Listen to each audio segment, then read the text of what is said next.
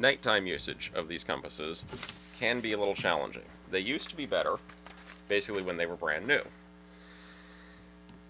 They do vary a little bit.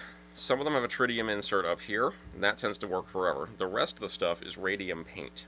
So there are dots here, there's a radium stripe on the needle, and then there's a radium or otherwise illuminated area behind where you would read the numbers.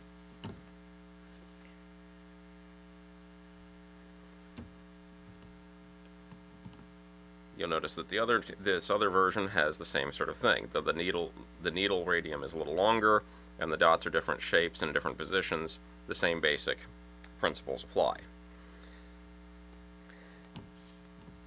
If the compass has lost its glow or is not sufficiently glowing, and you know this because, of course, you practice. You go take it down to your basement, see how it looks in the dark, you go out at night before you go operationally, and you check this.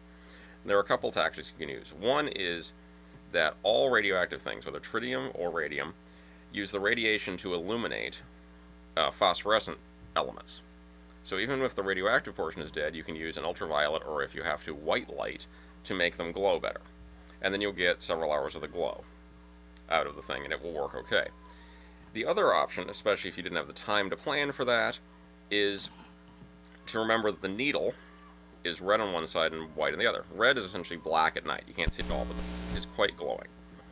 So you can actually either plot for that, or you can just remember that to use inverse. So let's say you can see those little white dots, because they're glowing faintly.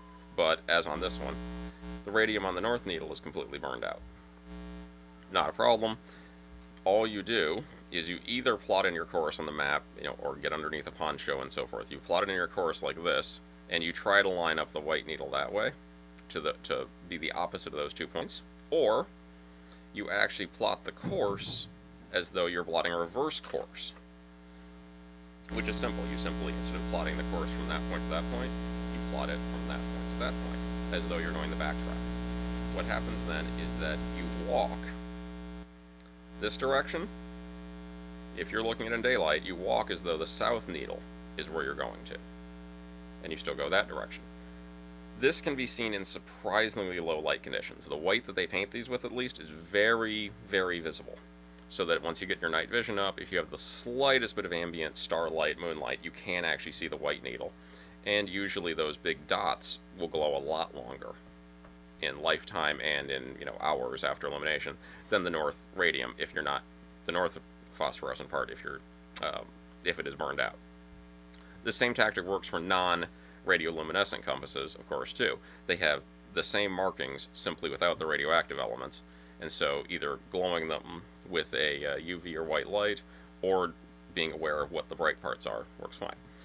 If your radioluminescent parts have burned out, there is no good way to read the number off at night. Usually it flakes off. This is a somewhat typical one, where it's turned brown and flaked, so that no amount of light will make it glow, so that it can be readable at night. You'll simply have to get underneath a poncho or inside a tent and turn on a light in order to read bearings.